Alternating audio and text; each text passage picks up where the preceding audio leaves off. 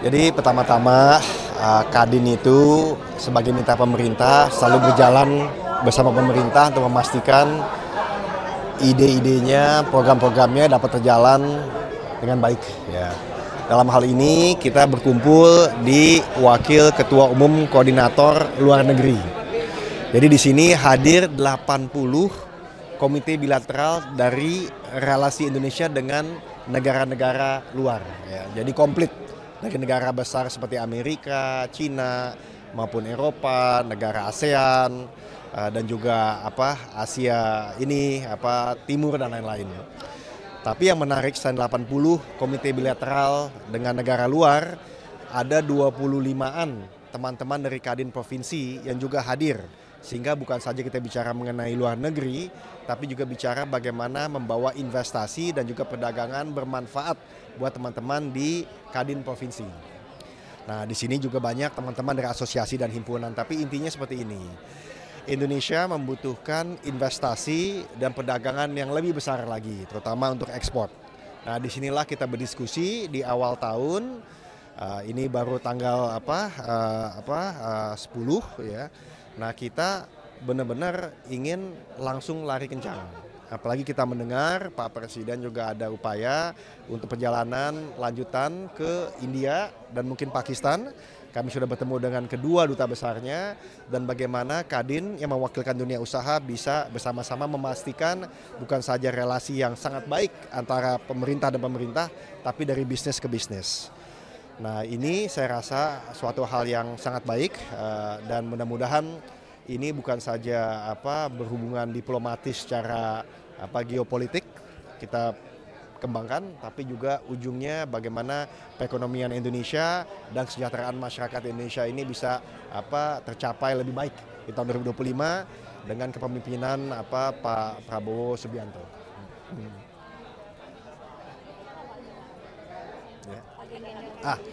Terima kasih. India. Nah, terima kasih.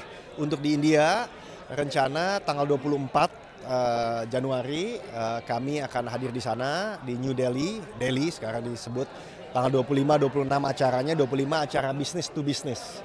Nah, di sini kita akan fokus kepada industri-industri seperti kesehatan, ketahanan energi, lalu ketahanan pangan, sampai kepada teknologi. Bahkan juga tadi saya sebut pertahanan. Ya. Nah, ini merupakan sesuatu yang menarik karena pada tanggal 26 Pak Presiden hadir sebagai tamu kehormatan di Republic Day daripada India. Nah, ini kami dari teman-teman Kadin bukan saja hadir di sana untuk ada business to business tanggal 25, tapi tanggal 27-28 kami akan melanjutkan dengan lawatan di sekitar Delhi untuk melihat industri-industri dari cow factory, misalnya milk factory, jadi pabrik susu, sampai juga kepada industri kesehatan, rumah sakit, sampai juga kepada industri otomotif. Ya. Nah, belum lagi kami juga akan datang ke Taj Mahal, ya kami bisa melihat turisme di sana. Dan yang menarik bukan saja pengusaha-pengusaha dari Jakarta, pengusaha grup besar, tapi juga teman-teman dari Kadin Provinsi akan hadir di sini untuk menggambarkan bahwa Kadin itu bukan saja untuk pengusaha besar, tapi juga pengusaha-pengusaha daerah untuk bisa terlibat. Termasuk untuk membuka pasar, mendapatkan investasi dari India yang saya rasa secara historis, secara kultural mempunyai sejarah panjang dengan Indonesia.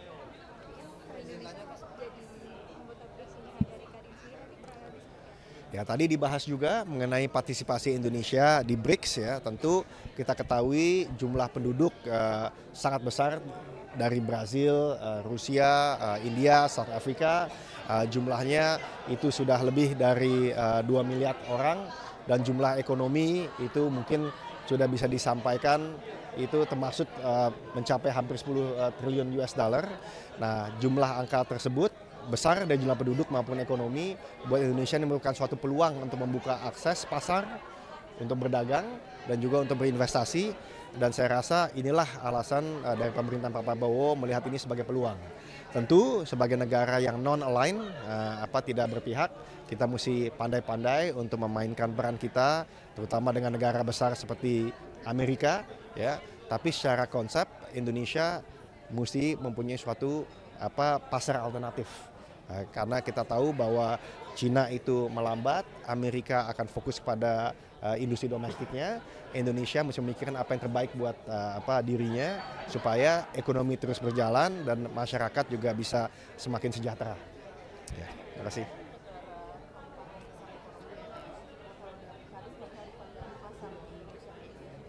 Ya.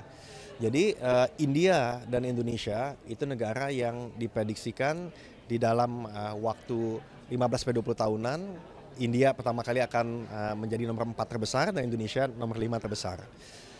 Nah, sehingga hubungan dengan India sangat penting. Bukan saja dari ekspor kita yang perlu lebih besar lagi, dan sekarang kita surplus tapi masih bisa lebih besar lagi, tapi juga dari sisi investasi. Baik dari India ke Indonesia maupun Indonesia ke India. Nah, tapi yang menarik ialah India ini negara demokrasi yang besar dan sudah terbiasa untuk melihat jumlah populasi yang besar, 1,3 miliar orang. Jadi relevansinya dengan Indonesia ini sangat besar karena tipenya sama, demokratis, banyak sekali penduduknya dan juga mesti disejahterakan semuanya. Nah, sehingga untuk bisa memulai hubungan baik secara diplomatis, secara bisnis-bisnis besar maupun bisnis yang bersifat pada kerakyatan, seperti contohnya ketahanan pangan, itu mereka juga cukup maju, tentunya juga dengan ketahanan energi, lalu pertahanan, kesehatan, pendidikan, itu semua adalah bidang-bidang yang sama dengan Indonesia sangat dibutuhkan. Ya, terima kasih ya.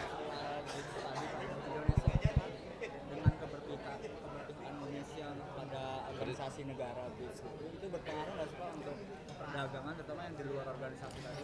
Tentu itu suatu terobosan ya, suatu terobosan di mana kita ingin membuka pasar di tempat yang jumlah penduduknya sangat besar dan jumlah ekonominya sangat besar di luar dari dua negara yang kita lihat selalu dengung-dengungkan ya, yaitu Amerika dan Cina. Nah, tentu di sini kita mesti pandai-pandai untuk memainkan peran, untuk mendapatkan pasar baru, mendapatkan investasi baru, tapi juga menjaga hubungan yang baik, terutama dengan negara Amerika. Ya. Tapi Indonesia itu adalah negara yang secara konstitusi non-blok, ya, sehingga ini kita akan mainkan dengan baik dan dari Kadin menyambut baik. Ya, dan teman-teman daerah tadi juga mengatakan banyak sekali yang bisa dilakukan di negara-negara tersebut karena selama ini mungkin masih mulai dari basis yang rendah.